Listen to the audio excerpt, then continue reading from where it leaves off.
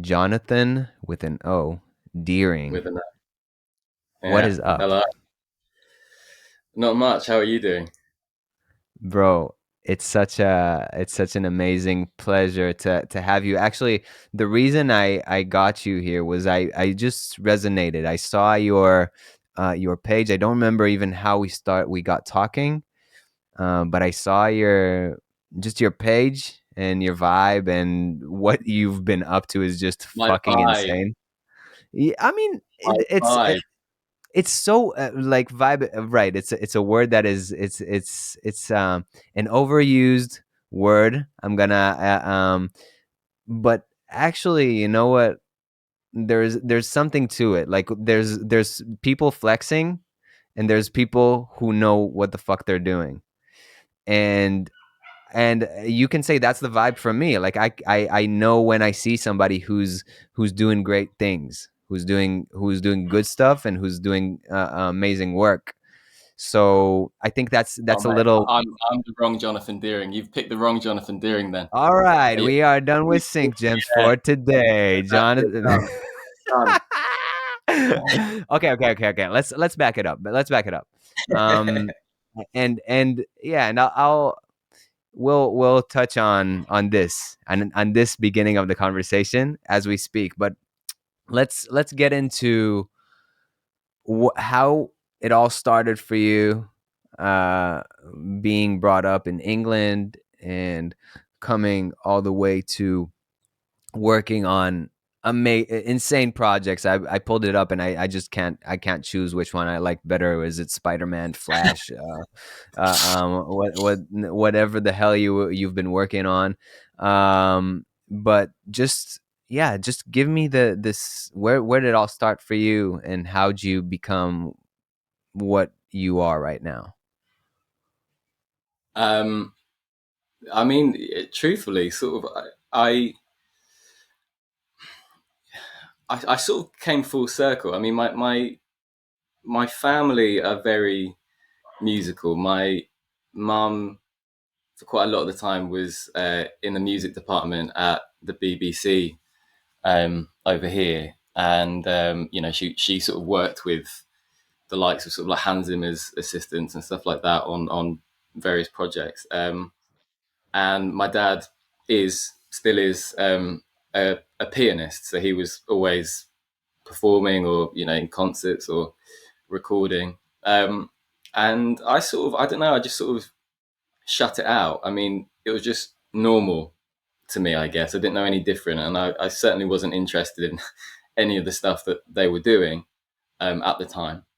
Um, so I mean, I was more interested in the performing side. I mean, I wanted to be, in front of like cameras, on stage, stuff like that.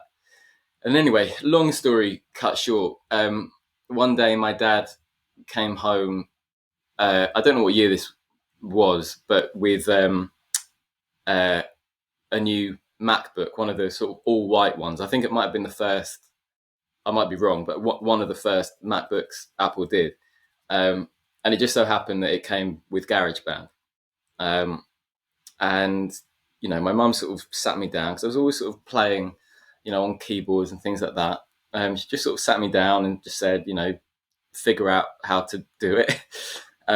Here's some Hans Zimmer, um, and sort of after a while, I just sort of quite liked the idea of making stuff. Um, and yeah, anyway, all this time I went to various sort of performing arts schools. I went to the Brit School, and then I went to an acting uh, school. And I was always convinced that I was going to be an actor. Always convinced I was going to be performing. Um, and whilst I was at acting school, I realised actually that I go to the cinema more for the composer than I go for any of the acting. I mean, I can still rant and rave about acting, left, right, and centre, but I listened to the scores more than I was interested in the performances. So I sort of decided after a year of being out of drama school, I was like, I'm gonna commit full out to doing film work, music, film music. And then it was just really good timing, really lucky timing. I mean, I'd done a few films at sort of Brit school. I'd done a few films at this acting school. But when I fully committed, I was just lucky enough to do this YouTube series that went down really well, and the director was picked up by Paramount to do a feature film, and he wanted to keep me. So I did this Paramount feature film, somehow became the youngest composer to be used by Paramount. I think I was 22 at the time, 23 at the time it finished. Um, and then, yeah, I mean, the pandemic happened. So a lot of the film work was cancelled or postponed. And I was a bit stuck. I didn't know, what to do. So I thought, okay, let's see if I can sort of delve into this world of trailer music. Um, Reached out to a couple of people.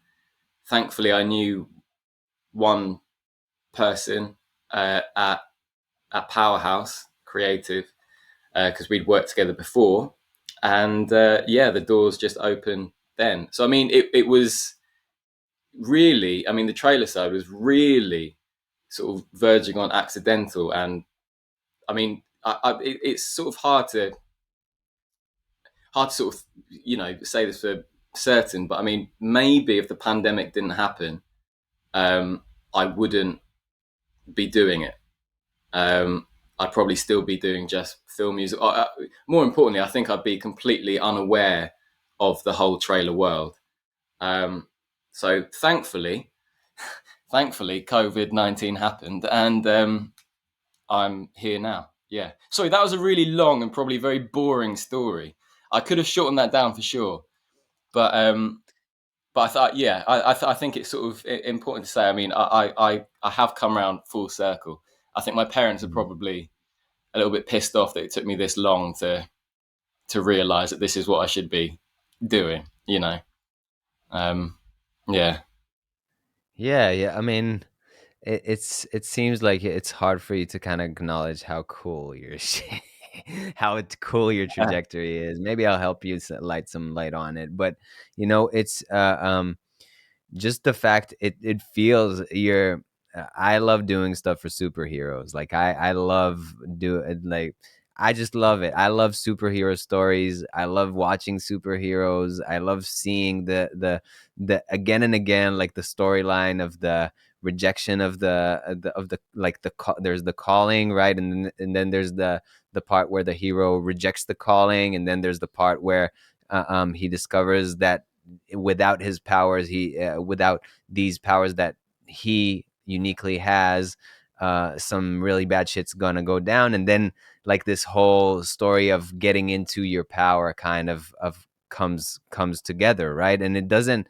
and it never happens after the first scene, right? Like there's a buildup to it where the hero is actually able to come to terms with their power, with their superpower, and say, I'm going to use this to save the world. um and I mean, world is it's an individual thing, right? Like not all of us are going to save the world like Spider-Man does, but we are saving our world, right? Like we're we're coming to terms, we're coming into our power, we're making the world a better place because we are living more in the zone, we are living in more in a blissful state, we are being kinder to people. It's just like it's that kind of a hero, and that's what I hear. It's like your story is you're surrounded by something, and you have the option of taking it. It's not being shoved in your face, it's just there. And one day you just grab it and say fuck it and run. And it's just like it's so inspiring for somebody like me to hear that the second that something clicks, it's just like there's no looking back at it in a way. yeah, yeah, And it doesn't have to be like, it doesn't have to be okay. It was obvious all along. There are people who are like that, who don't know anything else. And yeah. yeah, so I think I find that beautiful, bro. Like, uh, I think yeah. as well. If I just sort of add on to that, I think um, potentially, if I went down the sort of, I mean, I've never studied music, sort of educationally. I've never studied music. I also think that if I sort of went down the route that was sort of suggested for me, that I also wouldn't be doing the sort of music that I'm doing today. And that's not because you can't if you've got sort of musical education. I just sort of feel that um, my sort of self learning and sort of really understanding what I like taste wise, not necessarily understanding how to do it, but understanding and sort of developing over time without realizing that I want to do this as a profession. It sort of helped me musically pave. I guess this sound palette that I have. And it's always I always find stuff like that really interesting. Like Wimbledon was on recently, the tennis um, championship here, and I've always been obsessed with the idea that I could be really good at tennis. Like I could be the next Roger Federer, but I've never played tennis. I never went to lessons. I was never shown that as sort of like from a young age. And I've always been obsessed with that idea that we don't know what our sort of thing is until you find it. Um, Mm. and I mean, it is. I mean, looking back, I mean, it is a bit stupid on my part that I did reject it for so long. Because I guess the sort of annoyance is maybe I would be where I am now earlier, um, and therefore sort of have.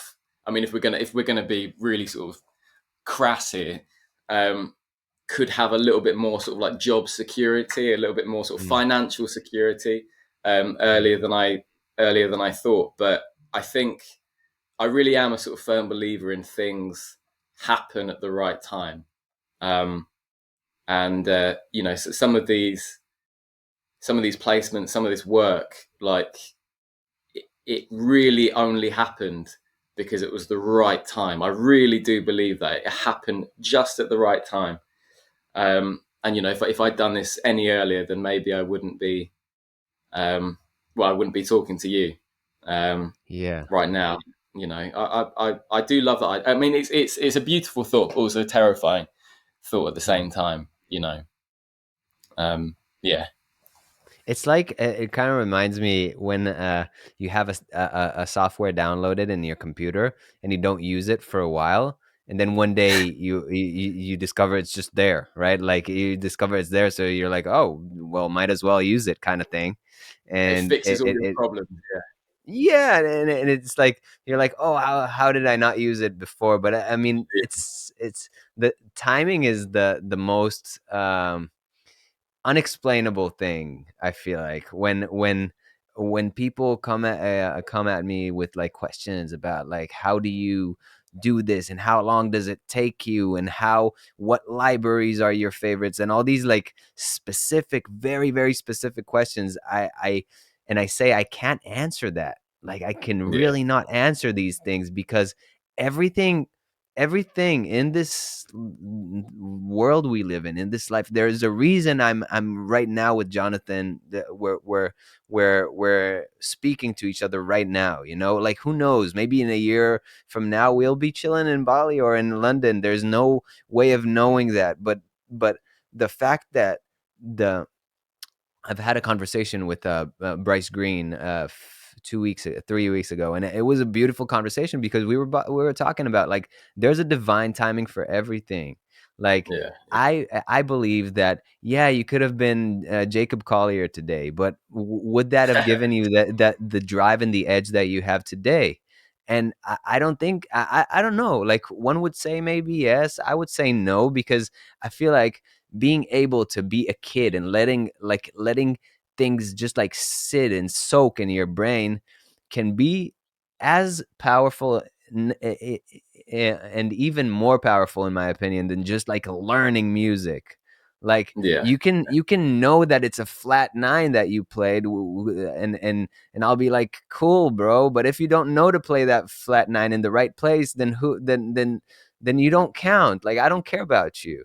um and and and and and and and that's the whole thing uh, um where people are trying to rationalize um and give certain how do you call it, like formulas for how to succeed and who you need to meet, and all these things online today. Like it's really killing me inside sometimes, Yeah, because there is a timing for everything. And if I tell you that there's a time for anything and you get pissed off at me, it's because you have the trigger. But I feel like, like everything started opening. It's like, for me, I haven't spoken about this on the podcast, but I really love psychedelics, and psychedelic journeys.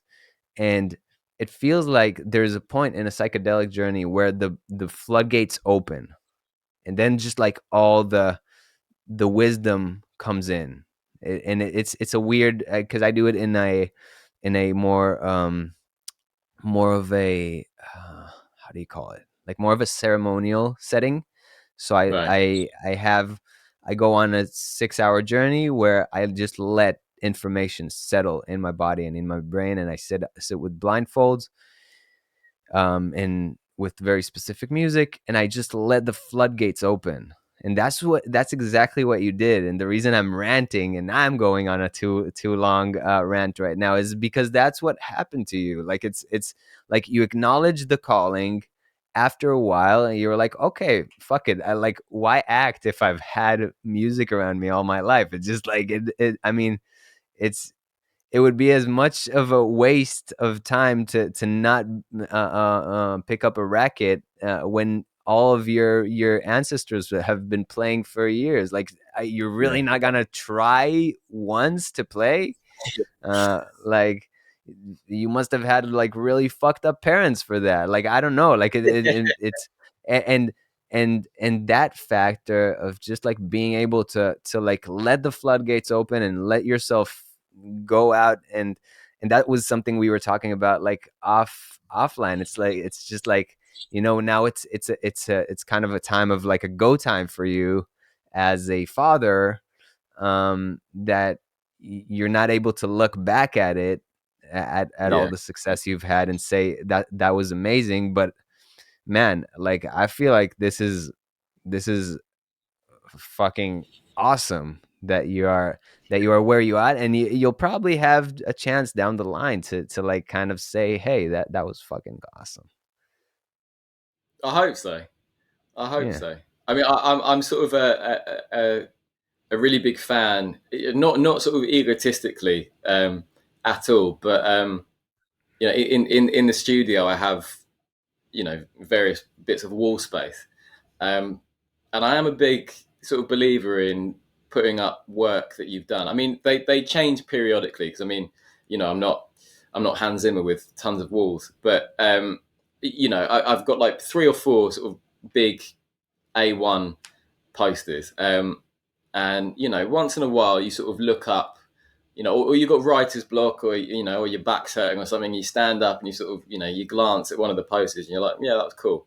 Um, I do sort of try desperately to get that sort of uh, personal pat on the back, I guess. But as we were saying, sort of offline just before we recorded, I mean, it's such a fast paced world where it's almost even depending on what personal philosophy and sort of mindset you have.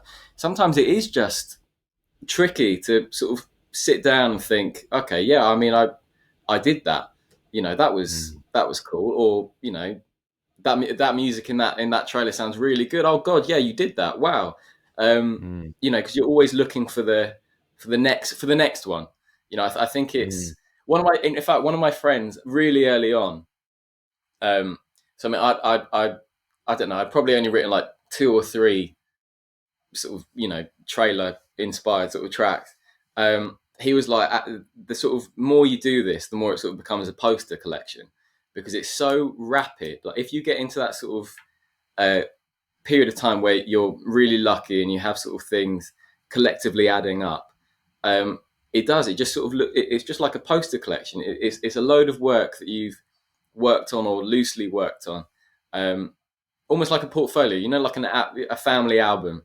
It's almost like Mm, that. You know, you sort of remember. I mean, for me anyway, I sort of remember how I was feeling at that time. Or you know, there are some trailers in particular. I won't necessarily name them, but there are some trailers in particular that mean more to me, not because they're big or really successful or really cool, but because I was down or I was struggling creatively, and then this one trailer comes along or this one project comes along, and it sort of it's a constant reminder that this is sort of a marathon. mm, Even success is temporary. mm, Every one of us here could do really well for like a year, and then it just not happen for another year, and it's not down to us per se. There's so many things that are, as we just said, sort of time influenced, and having those sort of those pillars of sort of remembrance, I guess. It's important, but I mean, I don't know. It is tricky. I mean, I'm saying all this as if I do that every day, and I certainly don't. Um, I'm the biggest critic. You know, I'm the biggest. I don't know. It's. I guess it sort of doesn't. You almost become. Um, I'm trying to sort of sound as positive as possible because I don't mean it in a negative way, but you almost become a bit numb to it after a mm, while. Um, 100%. there's always those times where creatively it's just a job sometimes, and you just sort of have to slug it out. So having those sort of those moments or those projects that mean the most to you for whatever reason it might be, um, I I wholeheartedly urge everyone, put it up on the wall so you can just have a little glance, a little sort of self pat on the back, and then get on with the work that you don't want to be doing. um, Mm. yeah. Yeah, we were also talking about having knowing that as it's like a battle that you will be as a full-time uh musician for sync or for whatever, you're going to do projects that you don't 100% like. That's another thing that I feel like is it's a really important point to kind of speak to. And also I feel like to know that it's all right, that it's that if it's not for you, then it's always okay to have like a side hustle or something to lean back on. But yeah, if people are asking me a lot about like full-time composition, like how, when, blah blah blah, all these questions, but what you were saying was really real, is really real. You're not going to do work you like all the time, and if this is not for you, then this is not for you, and it's cool. Yeah, oh yeah, because it does come back to one of our earlier points. This might not be for you, but tennis might be. Mm, You mm, just never know. Even for me, I mean, I have some friends, and obviously, well, most of my family would say that sort of film scoring is my thing, and in the music world, film scoring is my thing. But I mean, recently, because of all this trailer stuff, um, the last year and a half or whatever, it's sort of been it's been a bit of a whirlwind, and I'm now thinking, well, actually, maybe trailers is my thing. Music as a whole is my thing. But if we're going to sort of hone it in, maybe trailers is my thing. But I would never have known that if I'd sort mm, of forced it. If I'd sort of uh, force myself to like it, force myself to be good at it, however you want to justify the word good. It is very much it's sort of you know it, things will always surprise you no matter what you do, mm, and time.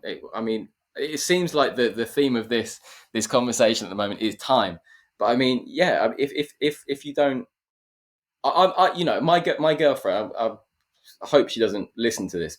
My girlfriend is almost like the polar opposite to me. um, she's quite scared of trying things. and trying new things solely because what if I fail? You know, she doesn't like the idea of failing.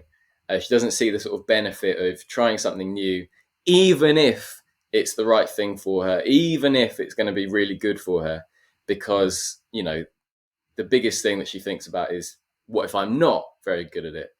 Um, and I do sort of feel, you know, especially the older you get, and you know, things like having a kid sort of really hit it home for you. You sort of realize that actually nothing's really important in life.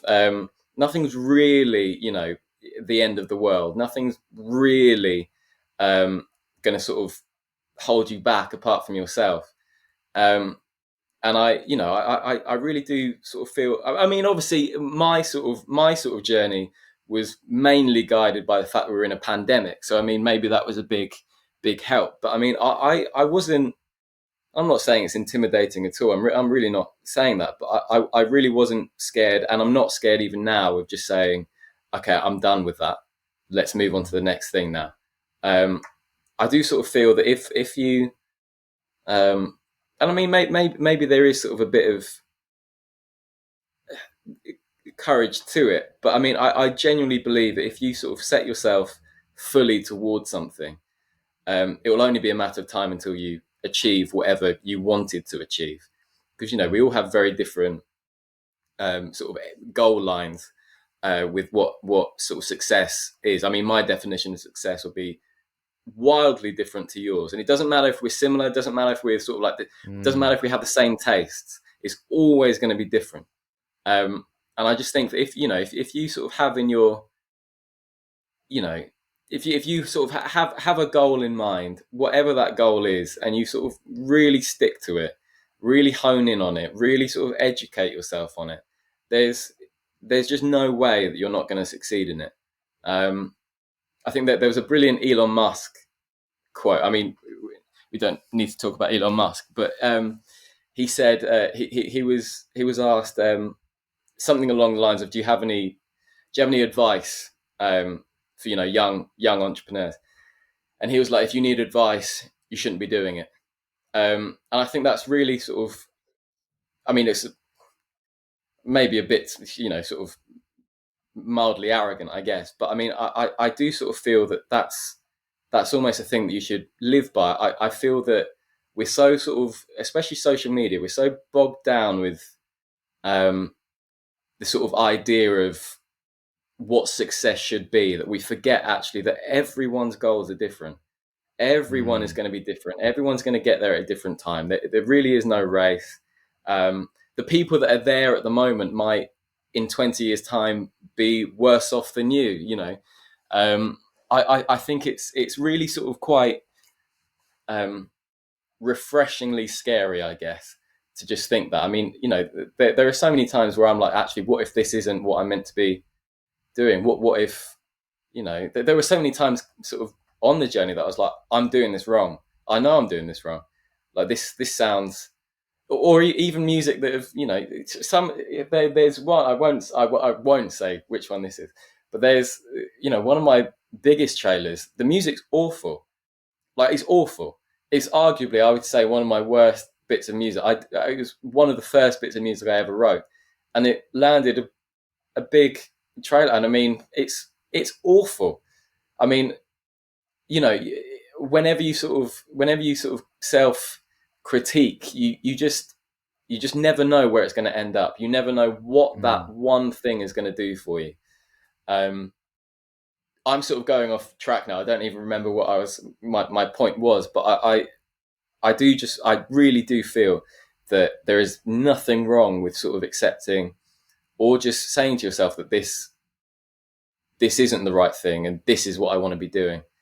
Um, and then going in, you know, really focusing in on that. You know, there might be tons of people listening right now that, you know, want to get into this world and are maybe unsure if they have the skills, or unsure if they're, you know, they have the knowledge. But I mean, who does when they start? I mean, I might be wrong, but I almost guarantee that no one that does this for a living knew what the fuck they were doing to begin with. Absolutely no one. I mean, we can, both of us can sit here and sort of like pretend like we know 100% what we're doing now. But I mean, God knows what I'm doing. God knows. I just, go with the flow. Um, yeah, Yeah, God knows where you'll be. It's the whole thing of this. I think it's important to understand that art in general and music and sync is just like you cannot really know where you'll be next year. It's not like yeah, it's not this safe job, this nice IT job that guarantees you yeah, a 401k, a nice insurance, or like, healthcare or whatnot. Jobs offer. I don't even remember what jobs offer. And like it's just it's this reality where you know and again, like, this brings up a little bit of the conversation, the AI conversation. There's no really not we are constantly not knowing what is going to happen next, and the fact that this has always been the case with musicians is it's comforting, and it's also it's coming to also put you in a test. And I feel yeah, like the conversation that I have with a lot of people and with myself as well is like the to me, if you're telling me I am Jonathan and I'm a composer, it means that you've composed music today.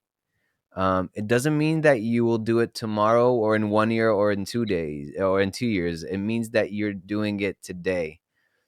mm, And what I think as a person is that the more you can, uh, um, if you have an identity that you think is a part of you, then you need to actually have it be a part of you and walk your talk in a way. And if yeah, you yeah, cannot walk your talk, then maybe you should walk another talk. And that's cool. Like, pick up that tennis racket or whatnot. But it's the security is the last thing my job has. yeah. If to be like quite frank, like I moved to Bali with maybe $1,000 in my account. I moved to the States with $2,000 in my account alone, Wow. not knowing what I'm gonna do there, and I didn't know what was gonna be next year. But I feel like the the gravitation towards a certain thing, and that's to another point that you were speaking to. Like, as I was trying to be this amazing rapper or whatnot, I actually started getting, like, I started meeting people that I've only dreamt of meeting before I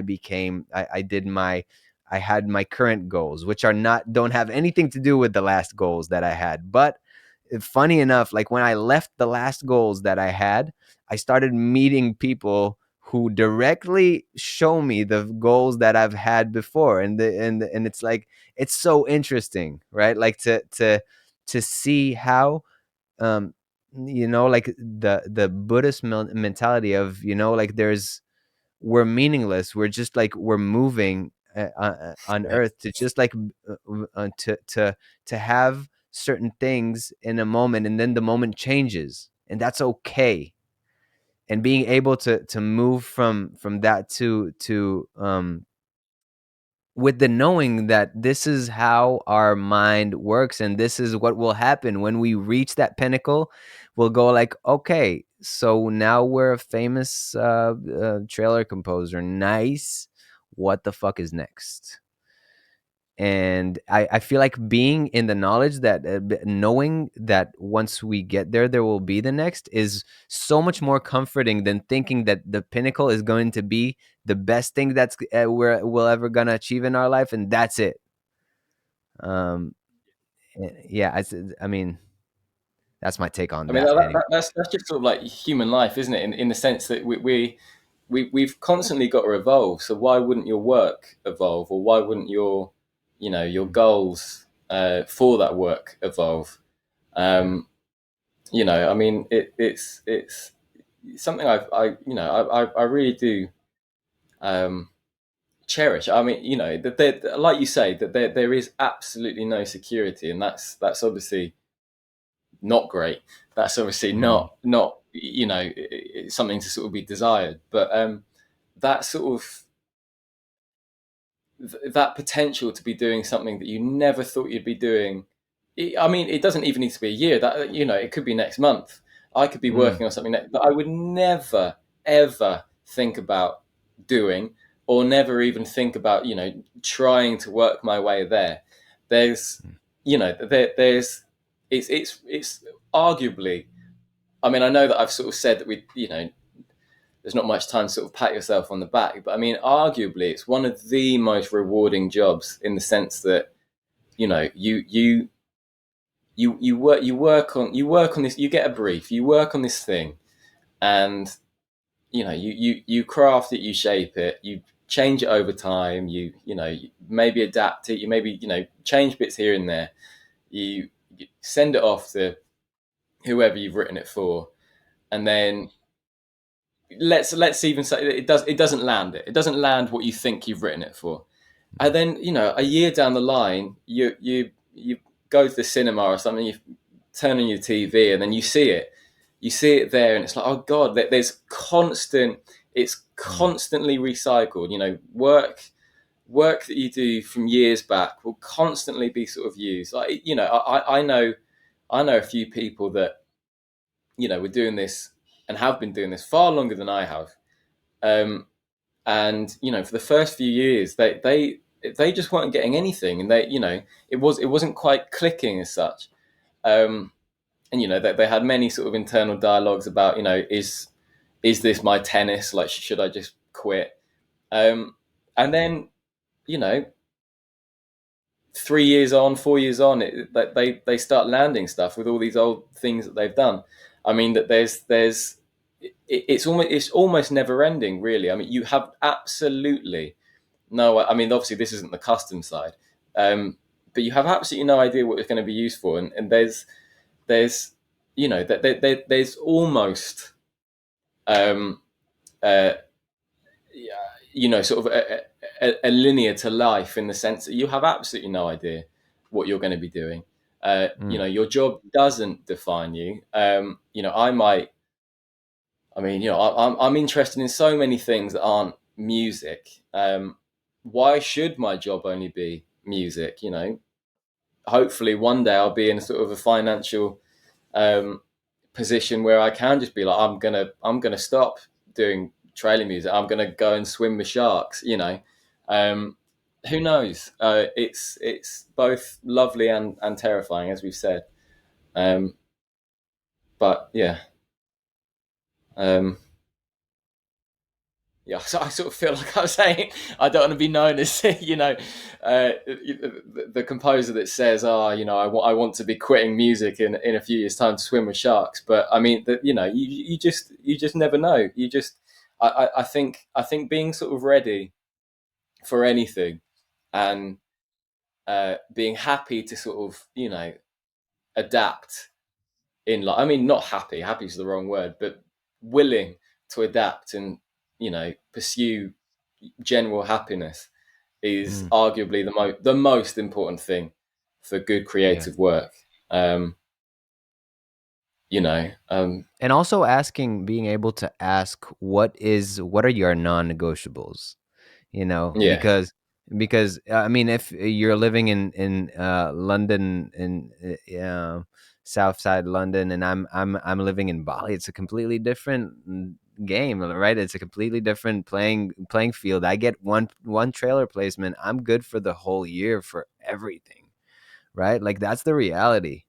And or if I live like in a rural town in like Colorado or Arizona, where, like, I go into a little cabin, I don't need much, then it's just like everything's a bit different. And I feel like it's you need to decide what sharks you're swimming with, because if you're swimming with tiger sharks, it's not like you're swimming with gray nurses, because gray nurses aren't very dangerous. But like, it's just being able to discern and to understand what battle you're fighting for yourself, I think that is the most important thing you can do. And that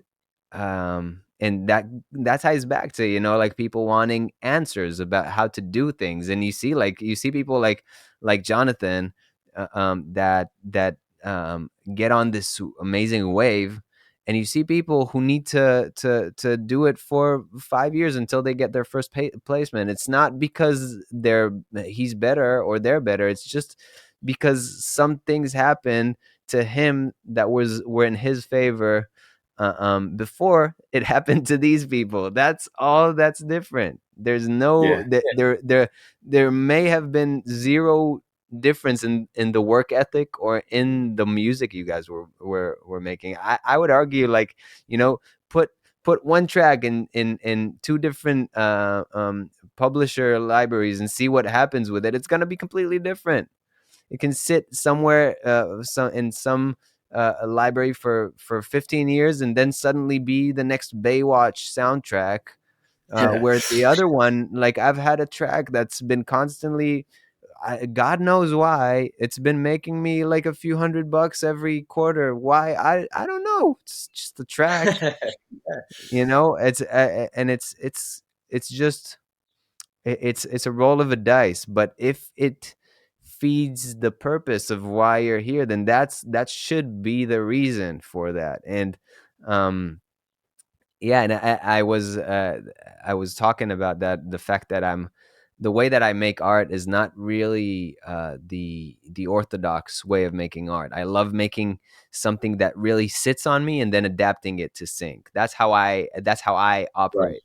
And then somebody was hit me up, and he said, yeah, I don't know if that's good advice. And then somebody came up, like an influencer came up with a post which is like, if you're making your art, if you're coming from a place of art to sync, then you're doing the wrong thing. I don't know if he was actually posting it because I was posting it, or it was just like a weird synchronicity. But that's how I believe. That's what feeds me. And that's why I said in my story, like, look, this is how I approach art, and this is how I've been finding success with myself. It doesn't mean that it's right for you, but this is the best way that I found to make it. So It, here you go. it's also like a taste thing as well, though, isn't it? Because I mean, it's a bit like, so Michelangelo's David, like, brilliant, amazing. If Mm, you were to give, another famous sculptor of the time the exact same brief, it's not coming out the same way. There is mm, no way it's coming out the same way. So then, mm, the commissioner in this case, it's literally just taste. It's that person's taste, like custom brief. If you're doing a custom for a trailer, you've all got, I mean, pretty much you've all got the exact same brief most of the time, but it's so different. And there have been so many things that I haven't landed, and I'm like, oh, that's some of the best work I've done. And then I watch the trailer, and it's like, oh my god, it's completely different. How mm, on earth did they do that? Like, how on earth did they get there? How? Oh god, that's so clever.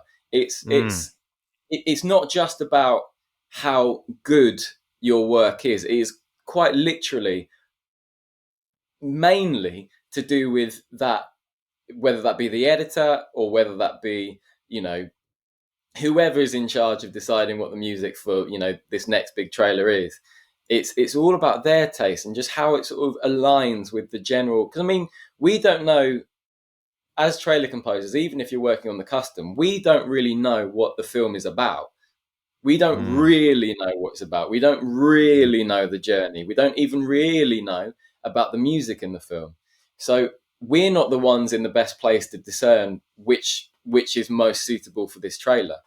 Um, so I mean, if my approach would be, well, just like yours, as you just said, my approach is naturally through years of sort of like, uh, you know, taste and listening to different music and working out what I like, you working out what you like. Naturally, when it comes to doing the same thing, it's always going to be completely different. mm, Um, and there's sort of, I mean, it's maybe one of the most difficult things to sort of accept, because it's not really down to us half the time. mm, In mm, fact, not even half the time. Most of the time, it's not down to us. Our sort of, as you were saying about the IT job, I could I mean, I'm not saying an IT job is easy to get, but I could quite easily go and find a job where it's all down to me, where it's very much down to the work that I put in will be the reward that I get out. Whereas this job is very much, I guess, just trying to be as consistent as possible so that one day someone will see that thing, will think, yeah, that's perfect for this film. Yeah, it's perfect for that trailer. And then finally you get the reward. It's just very much um, a battle with your own self determination, I guess, and working out what you're doing it for. Because I mean, if I know tons of people would say this, it's not advice at all, but if it is solely to make money, I mean, you're. I mean, I'm not a mathematician nor good with like statistics or anything like that. But I mean, it must be like less than 1% make six figures a year in this world. Um, I think I really found out why I want to do this for a living when my daughter was born. I think if anything, that was the biggest sort of um, kick up the arse I ever got. The Mm. ambition sort of doubled overnight because I'm doing this for I'm obviously doing this for myself, and I'm doing this for my own reasons of why I want to be doing music, but just sort of seeing her and wanting to sort of give her the opportunities, the chances that I had, the sort of patience that my parents had for me to come full circle after 23, 24 years whenever I started properly. That's the sort of that's why the determination and the sort of patience is there. Um, that's why I know that there's tons of composers out there that aren't the biggest fan of doing custom work, but I feel like that's why I have a heart with custom. That's why I sort of have a love for it, because not only does it tick the sort of box as a film composer, because you're working to picture or at least to a very specific brief, but when it does pay off, the reward is so sort of like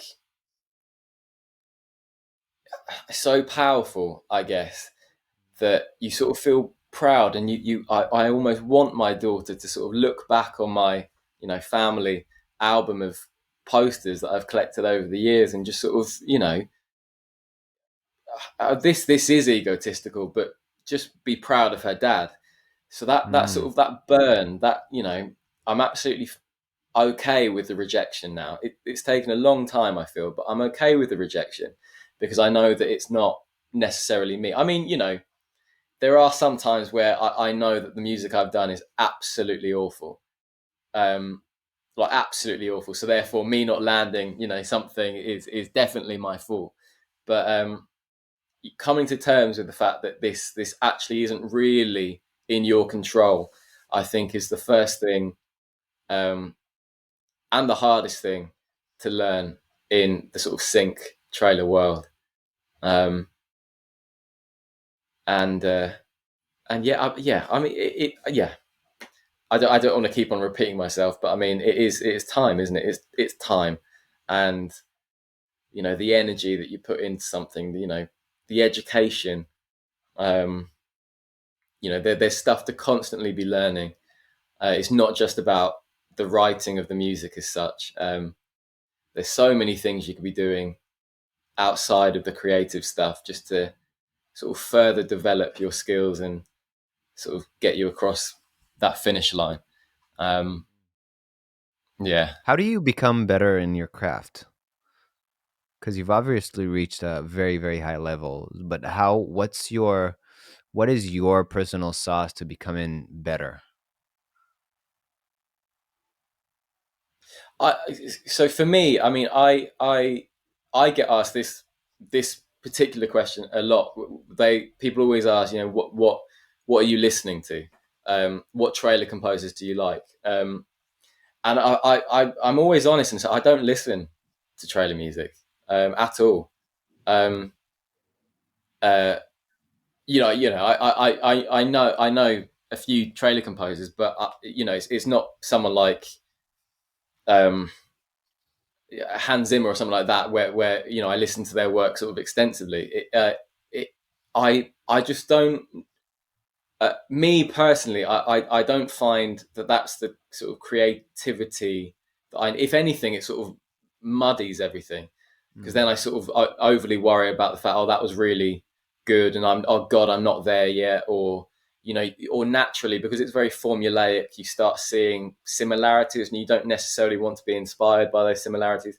So, I mean, for me, the way that I've always sort of tried to push myself to become better is just by listening to everything that's not to do with my work. Um, uh, yeah, I mean, even growing up, I mean, I was sort of always so growing up in sort of a very classical music sort of household. Um, constantly being dragged to see my dad perform and everything. Um, I couldn't stand classical music because it was constant. I mean, this is no word of a lie. I mean, my sometimes my alarm clock in the morning was my dad playing the piano with an opera singer downstairs in the living room, and it became sort of incessant noise to me. And then I sort of slowly found my way listening to sort of really electronic music and like being obsessed with like sound design and like how do you craft, how do you make a sound from nothing. um, and obviously over years things develop, and you start listening to genres of music that you weren't aware of or you weren't even interested in, even cultural music that you weren't sort of surrounded by. Um, and I really do think that sort of surrounding yourself with creative work that's not to do with your job, not directly to do with your job anyway, um, really, really sort of helps you find that voice. Um, because I mean, I'm not, I'm not any other ethnicity apart from basic bitch white English. Um, I mean, I've got a bit of I've got you have to go back sort of like two generations to find a bit of source. But I'm not going to write the next sort of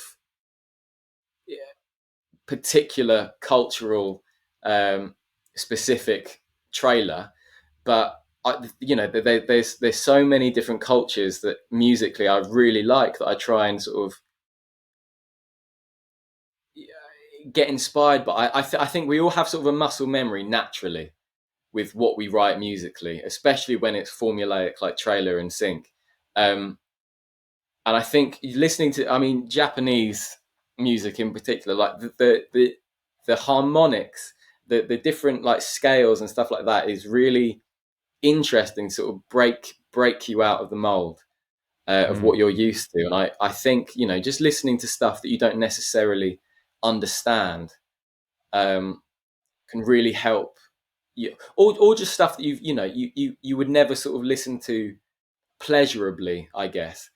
Mm. So not you sort of 4/4 songs. Just listening. I mean, there's so much classical music out there, and there's so many sort of interesting bits that really have helped me. Well, I don't know if it's made me better, but it's definitely made me hone in on the craft a bit more, and sort of work out what I like and what I don't like, and then put that into a 2.5 minute trailer track somehow. Um, yeah, I don't know. I don't know if that's answered the question as such, but I think I mean, if you do this enough, if you do this day in day out, it can get very monotonous. That's with anything, obviously. Um, it can get very monotonous, and I think that because we work in music, it's very hard to then find sometimes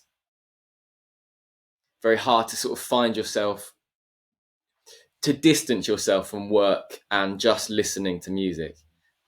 So I wholly recommend not listening to music to do with your work. In the same way that I don't really listen to film music if I'm doing a film score. I don't need to. I don't need that. You know, I know there's tons of brilliant film scores in the world, but I don't want to be. I don't want to find myself copying something. Um, Mm. you know, or I don't want to be. I don't want to be guided by something else as much as possible. Anyway, um, so I do think you know that individual voice is the only way to sort of really develop your craft and therefore get better. Um, Mm. yeah, I crap love that. advice. Yeah, yeah, super crap. Every and by the way, about the cultural thing, I'm just saying, like, if you're a white British bitch, maybe you can be the Spice Girls of trailers. What do you say? Or you can be the Spice Girls of trailers. I said it here first. I said it here first. Um, anyhow, like, back to the subject of matter. Um, what do you have a certain what's your overview of, like, getting as a musician, as doing what you are doing, achieving, even though you're very in the moment with customs, what is your kind of observation about longevity in the world of music and diversifying and expanding your network and all this kind of stuff? I mean, I think you've just said it really. Yes, I mean, set it up. is Oh yeah. diverse. I mean, it's I think it's it's it's the adapting. It's the you know there are so many different trends. Um, there are going to be trends in the next 2 years that we don't know about Mm. yet.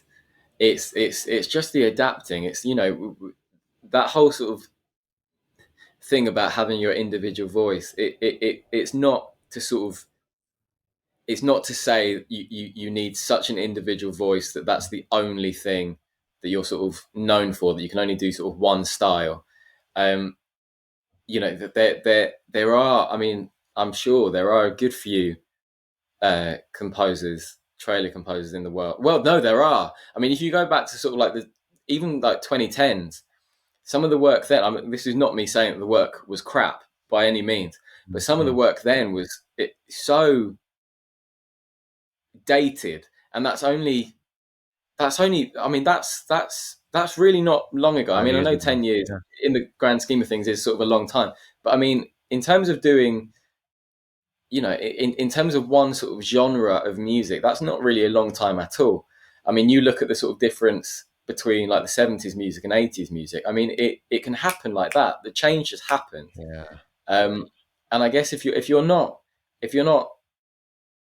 I don't want to say the word not capable because I don't mean that at all. But if you're not able to sort of really stick and develop your voice again within the next trend, I think yeah, it could really easily, really quickly become a very sort of short-lived um, career.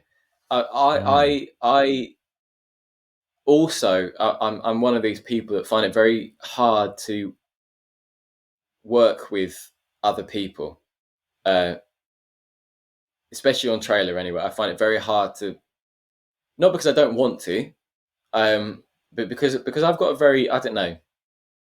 I find it very hard to sort of distance myself from if I start writing something or you know someone has started writing something and I jump in. I find it quite hard to not go my way, you know, not Mm. go directly the way I want to go. And recently, I've realised actually, you know, being precious about stuff, being overly sort of almost verging on being a dictator about what you want to get out of something can actually have more of a negative effect than you think. And I think sort of networking and collaboration is always so important and inspiring to like just have a different voice on some of your Mm, work can break that sort of mold and sort of go in a different way that you didn't, or that you can't necessarily get to. One person in particular that I work with a lot, he's so good at the sort of pretty pretty strings, like really really lovely sort of quartet string sound on, like, lovely period sort of trailer pieces he mm. does. um and just working with him, I mean, we taste wise we're exactly the same. We could, there's very few things that we don't um like um together, if that makes sense. um but working with him on stuff, it naturally takes it in a completely different direction. And it's not because I can't do that myself. Um, it's more the fact that he's, over years and years and years, crafted that individual voice. So when it's combined with yours, it's just completely different. Um, and it's something that you would never have, in terms of forward thinking, I would never have taken that particular moment in that direction without having someone else do it for you, without collaborating with someone and them sort of help shape a track or, a piece of music. Yeah, I think you're Um, saying something very important about a collaboration there, and it is, um, I feel like too many people these days have the tendency to say about themselves, I can't do something, or I can, like you were saying, I can do the strings that he's doing, but do I fucking want to do these? Like, no, it'll take this dude maybe 15 minutes to do it. What yeah, would take me maybe 6 hours, and then what would I be achieving if I just sat? I heard my mix another 100 times, and now I'm completely drowning in my own poo poo.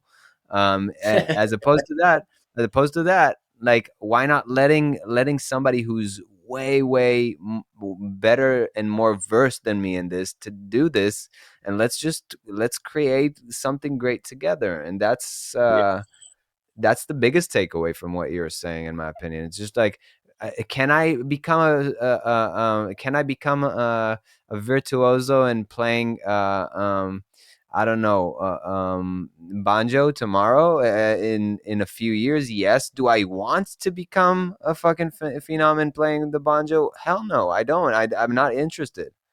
So what I would do is, of course, yeah, give it to the fucking banjo player. Don't go downloading like cracked banjo and try figuring it out. You may get some cool sounds from it, but like, aside from that, if you give me something that can be done and won with another person who's fucking amazing at their craft, then give it to me any day.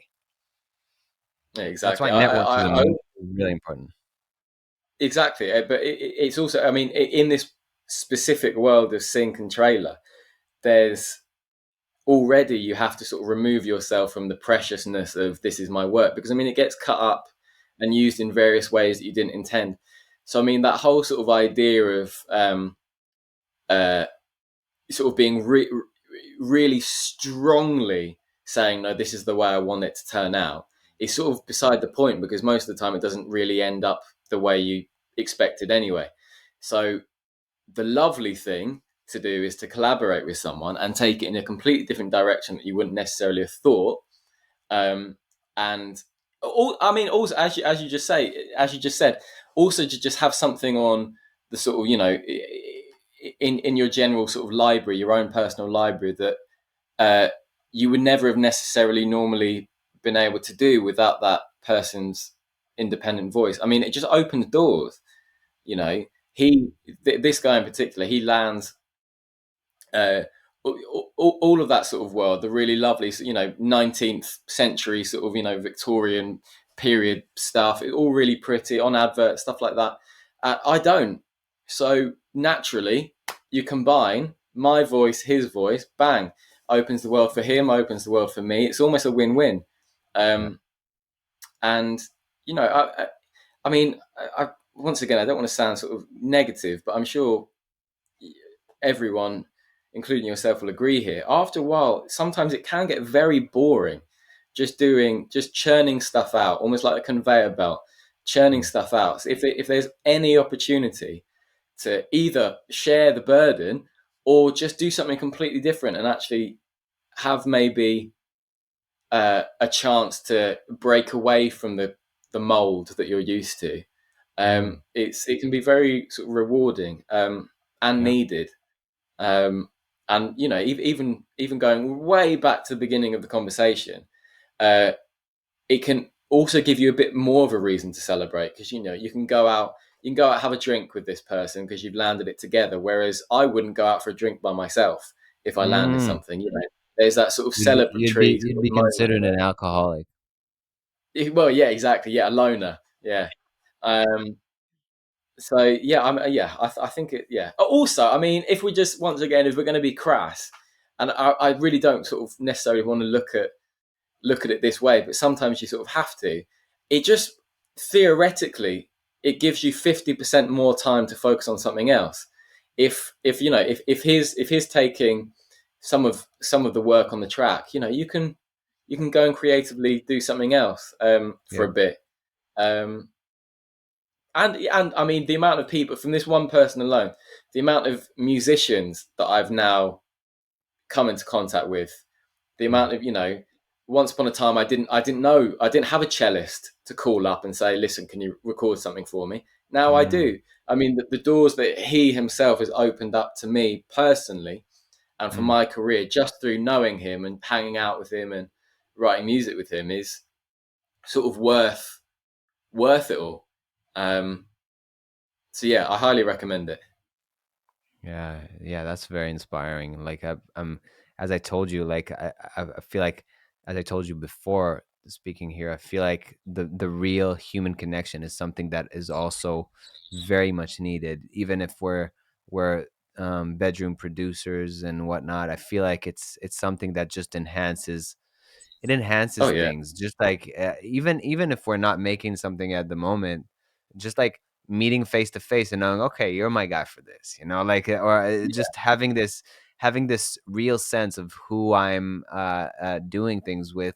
I feel like can bring a whole new aspect, because let's say like you're working with this violinist, and their child and wife. Now you like their ecosystem, what it goes, what your collaboration goes for, and you can sleep quietly, and I mean, like, you can really enjoy your contribution to their stability even more, like being able to do something Yeah. like that together. I feel like it's a huge thing. And to what you're speaking, yes, like, um as we're speaking, I'm chipping away at an album that I've decided that I'm not doing everything. I've done a bunch of albums where I do everything, and it just wore me the fuck off. So I decided to be like, okay, I'm doing all the basics, all the basic ideas. I'm doing all the amazing, like the trailer structure and all that beautiful stuff. I'm getting the melodies, I'm getting the vocals, I'm getting all the things, but I'm not finishing this shit. I'm not doing the sound effects. I'm not doing the this kind of lifting. That is for somebody else. And then, like, still till this day, I'm just like shooting the album to a bunch of people, and slowly but surely, tracks are getting finished by different people, and I'm seeing like different interpretations to what I'm doing. Like, there was even a track where I was like, my voice is fucking horrible. Let's see what this dude does with it. And he sends it back to me with the same vocals, and I'm like, what the hell, what do you mean? Like, I would melodyne the shit out of them, but the dude was like, no, I think it's perfect. And then this kind of interaction has created a beast that I didn't think that would come to life, and may hit somebody in the right spot, and make them put it in their trailer. And it's just like being able to make it a bit more of a communal than a single man sport. Like, if you would ask me what I would like to play if I were to play a sport, it would probably not be a single man sport. These are so fucking lonely. Like, look at the documentaries of like all Yeah. the single people sports, like the tennis, the golfs, the it just creates a self-absorbed machine that has no other way. It's just like a defense mechanism all the time. Like, fucking go and do something with somebody, and see how great that comes out. And it also, like, it's a really helpful exercise to let go of this ego that says I need to do everything, everything, everything. Yeah, this is custom, fuck it, I need to do, I'm hard to collaborate with, and all, it's all these things that people say to protect themselves from actually making something really great. Like, all the, even how many people sit in a room to write a pop song? How many? Like, Yeah, sometimes yeah, tens. It's tens of people, and it's not because the 20 is better than one. It's just because the collective makes something that is way more to on point than just one single person. Yeah, can one person do it? Sure. Like, take who's that, who went into a cabin, or like a oh my god, I'm just blanking on the name. Tame Impala as well. Like, the people who can go in their room and turn something great out to the world. Congrats, but it's not how everything is done anyway. exactly. Yeah, Yeah, exactly. yeah. I mean, if we're going to be, yeah, really sort of artsy about all of this, I mean, you go back to right at the beginning of human civilization. Music wasn't. I didn't sing to myself in the woods. You sang as a group by the campfire. God knows what sort of instruments they had, sort of back in the Neanderthal sort of times. But I mean, it was a collective. It was a group experience. And I think, once again, I mean, it really does come back to the fact that, that this is a job, and sometimes you lose over time. You lose your relationship to music sometimes, unless you're surrounded by other musicians or other Mm, voices. mm, It can just become a sort of, well, a job. So you just do it over and over and over again. You know the mold that works. You do it over and over and over again. But having that different voice, having that, um, uh, even just, I mean, even if you're not networking, even if you just go and, I think I personally, especially now being a dad, you're in the studio for God knows how many hours, and then you come out of the studio, you go home, go into the living room, wherever, and you're surrounded by family, and then the sort of parent work takes over. So your sort of social life diminishes quite a lot. So mm, even just going out and seeing other musicians or other people in the same job, other people that have the same sort of problems, even just stuff like that can be so relieving, so rewarding, um, so inspiring sometimes as well. Um, it's just so needed. I'm coming back to the sort of longevity thing. I mean, there's just no way that people could be doing this for like full out for 10 years by themselves. There's just no way. There's no way. It would become so soul destroying after a while. Um, so yeah, I agree wholeheartedly. And actually, coming back to what you said about handing work off to someone and then them delivering it back, and it's sort of turning into this whole new thing. Um, and some of the work that I've done, that I've handed off to other people, whether that be creatively or whether that be sort of more for even like mastering and mixing it. I mean, some of my best work that I've done, I thought I'd nailed everything, and then it's gone off to like a mastering engineer. It's gone off to like even someone to mix it, and it's just come back as a completely different beast, so much better, so much more powerful, so much more rich. And I think I was very much, once upon a time, uh, sort of in the school of thought that, oh, I can master everything. I know how to master things. I know how to mix things properly. And then once you hand it off to someone that does that for a living, like that's their craft, you start realizing, God, you know nothing. Like, just hand it, just pay a little bit extra for someone to do it properly, sort of thing. Um, even I know that's not necessarily collaboration as such, but I mean, you know, not being precious about work. There's no point being precious about the work. mm. Um, especially if you're more likely to land something if it sort of sounds really good, or it's got a different voice on it, or it's got a live musician on it. Yeah, yeah, Man, we've been on for over an hour, and I gotta go have dinner out here, Yes. yeah, there's people waiting in the in the kitchen right now for me. But Sorry. wait, where can people find you and get in touch with you and your amazing stuff? I don't do Spotify or Apple Music, so I mean it's Instagram, uh, website, I guess. JonathanDeering.com, Jonathan Deering on Instagram, spelt with an ON, JONATHON.